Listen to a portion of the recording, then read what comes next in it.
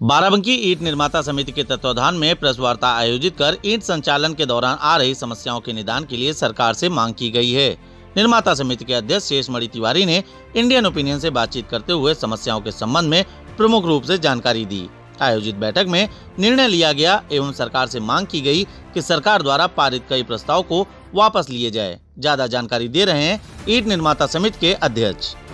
फर्श से लेकर अर्श तक या जमीन पर बिछने वाले खड़ंजे में महत्वपूर्ण भूमिका निभाने वाले ईंट जो अब कहीं न कहीं समस्या से जूझ रहे हैं, जिस कारण से बाराबंकी ईंट निर्माता संघ अब कहीं न कहीं व्यापक तौर से इसके विरोध में उतर आया है और उनकी कई मांगे हैं। उनका कहना है कि सरकार उनकी कई ऐसी बातें हैं जो नहीं सुन रही है, जिसका ध्यान आकर्षण कराने हेतु अब वह एकत्रित हुए हैं और आने वाले समय में सरकार से मांग कर रहे हैं। इस वक्त हमारे साथ समिति के अध्यक्ष तिवारी जी यहाँ पर मौजूद हैं, हम उनसे बात करेंगे। अध्यक्ष जी, आज यहाँ पर एक मीटिंग रखी गई जिसमें ईंट वाले सभी लोग, ईंट निर्माता जितने हैं मौजूद हैं यहाँ पर। क्या प्रमुख समस्या आ रही, किस कारण से ये मीटिंग करनी पड़ी आपको? हमारी भाई साहब 3-4 मुख्य समस्याएं हैं। एक तो हमारी लाल ईंट, ये सरकारी कार्यों में सरकारी अधिकारी ये कहकर नहीं लगाते कि हमको सरकार से अधिसूचना जारी हुई है कि लाल ईंट की जगह फ्लाई ऐश लगाई जाए। इससे हमें बहुत बड़ा नुकसान होने वाला है, क्योंकि हमारे ट्रेड को लगातार मंदी का माहौल झेलना पड़ रहा है। दूसरी बड़ी समस्या है कि वर्तमान सीजन में एक तो कोरोना महामारी के चलते सारे व्यापार ऐसे ही बर्बाद हैं।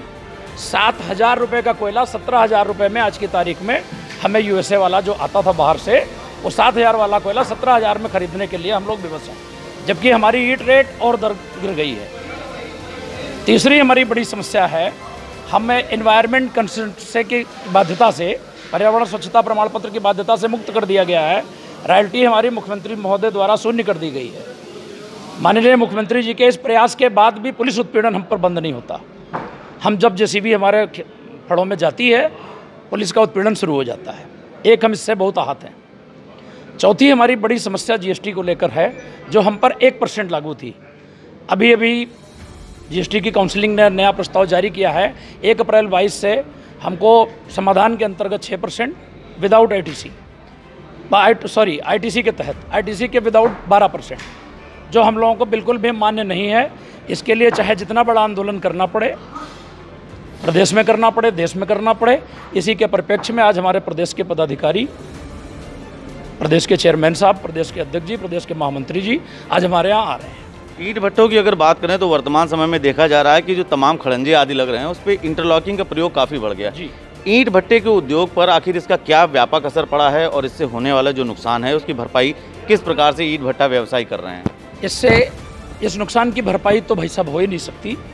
इसका नुकसान बहुत व्यापक हो रहा है। इससे ईंट भट्टा उद्योग बंदी की कगार पर जा रहा है और ईंट भट्टा बंदी उद्योग पर लागू हुई तो आप समझिए कि बहुत सी ज़्यादा बेरोजगारी बढ़ जानी है, क्योंकि ये काम गाँव गरीब का है और हम बिना किसी सरकारी सहायता से भट्टों को चलाते हैं और कम से कम एक भट्टा 200 से 300 लोगों को रोजगार देता है।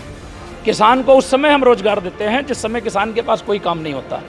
ऑफ सीजन में किसान खाली समय में हमारे यहाँ काम करता है, उसको एक बड़े रोजगार की प्राप्ति होती है। तो हमारा तो नुकसान होगा ही उद्योग का, साथ साथ पूरे जनमानस का नुकसान। इस आंदोलन जो आज इसमें यहाँ पर आपकी मीटिंग हो रही है, इस मीटिंग के बाद से क्या निर्णय लिया जाएगा? सरकार से आपकी क्या मांग है? अगर सरकार आपकी मांगें नहीं सुन रही है तो आप किस तरह से आंदोलन करेंगे? अभी हम लोग आपस में बैठ रहे हैं, आज चर्चा करेंगे, आंदोलन की रणनीति तैयार करेंगे। हमारे प्रदेश पदाधिकारियों ने लखनऊ में भी आज प्रेस कॉन्फ्रेंस 4 बजे रखी है। हमारी ऑल इंडिया समिति की भी कार्यकारिणी बैठी है। अगर सरकार के पास पत्राचार हो रहा है, अगर हमारी मांगें नहीं मानी गई तो हम सरकार का घेराव करेंगे, लखनऊ में भी, दिल्ली में भी। आप थे शेषमणि तिवारी जी जो यहाँ के अध्यक्ष हैं ईंट निर्माता समिति के, और उन्होंने बताया कि लखनऊ में भी एक व्यापक प्रेस वार्ता की जाएगी, जिसमें अगर ईंट भट्टा वालों की समस्याओं को सरकार की तरफ से सुना नहीं जाएगा तो निश्चित ही यह समिति पूरी तरीके से एक बड़े आंदोलन के लिए बाध्य होगी। जनपद बाराबंकी से द इंडियन ओपिनियन के लिए शोभित मिश्रा के साथ नितेश मिश्रा।